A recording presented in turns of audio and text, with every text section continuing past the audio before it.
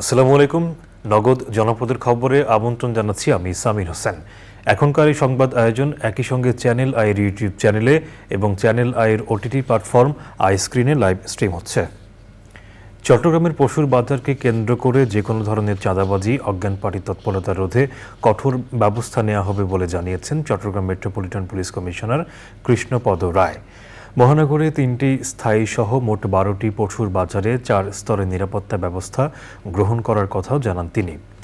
শনিবার দুপুরে চট্টগ্রাম মহানগরের কর্ণফুলী সিডিএ মার্কেট এবং নূরনগর হাউজিং সোসাইটির গরুর বাজার পরিদর্শন করে সাংবাদিকদের এসব কথা বলেন পুলিশ কমিশনার। সে সময় তার সাথে চট্টগ্রাম মেট্রোপলিটন পুলিশের ঊর্ধ্বতন কর্মকর্তারা উপস্থিত ছিলেন।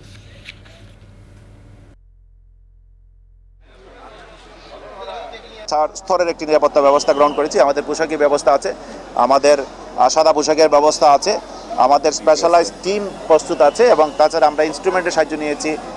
ক্লোজ সার্কিট ক্যামেরা অলমোস্ট সব মার্কেটেই আছে, গোয়েন্দা সদস্যরা কাজ করছেন।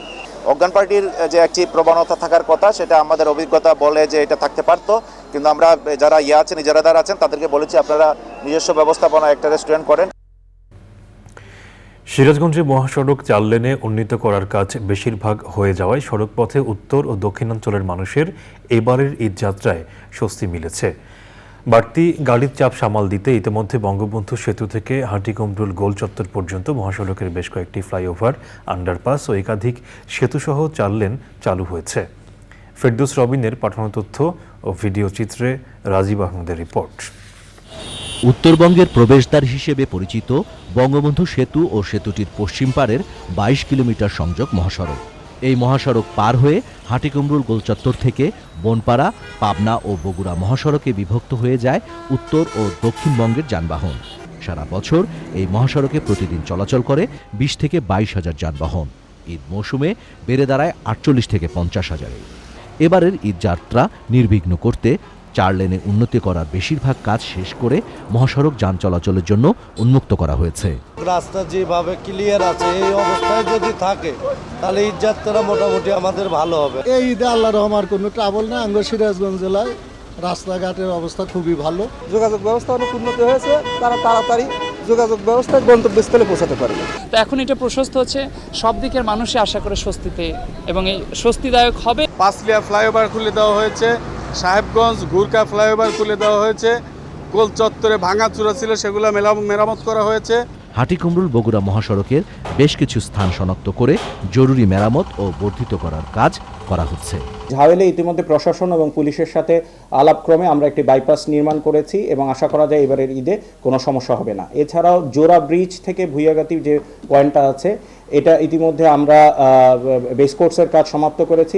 যান চলাচল স্বাভাবিক রাখতে প্রয়োজনীয় ব্যবস্থা গ্রহণ করা হচ্ছে বলে জানিয়েছে স্থানীয় প্রশাসন। একটি দুইটি ঝুঁকিপূর্ণ আমরা স্পট চিহ্নিত করেছি। এর একটি বিশেষ করে বলতে হয়, সেটি হলো ঝাওয়েল ব্রিজ। তখন এখানে সিঙ্গেল লেন এবং এই ব্রিজটির হাইট ওখানে গিয়ে অনেক প্রায় 6.3 মিটারের মতো।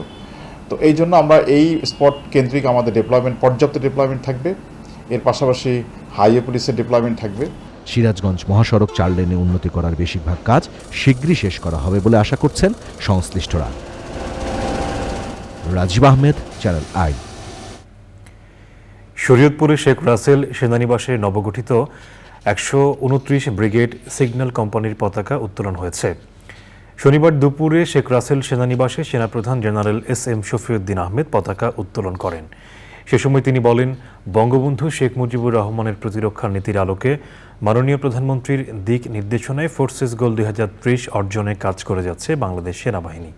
এছাড়াও দেশের মর্যাদা সমুন্নত ও স্বাধীন ভূখণ্ড নিরাপদে রাখতে অর্পিত সকল দায়িত্ব যথাযথভাবে পালনেও অঙ্গীকারবদ্ধ বাংলাদেশ সেনাবাহিনী।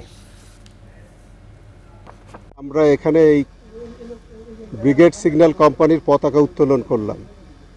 একটা কোম্পানি রেইজ করা, আমরা যে ধারাবাহিকভাবে আমাদের ফোর্সেস গোল ২০৩০ বাস্তবায়নের লক্ষ্যে, বাংলাদেশ সেনাবাহিনীর আধুনিকায়নের লক্ষ্যে এগিয়ে যাচ্ছি, তারই প্রতিফলন।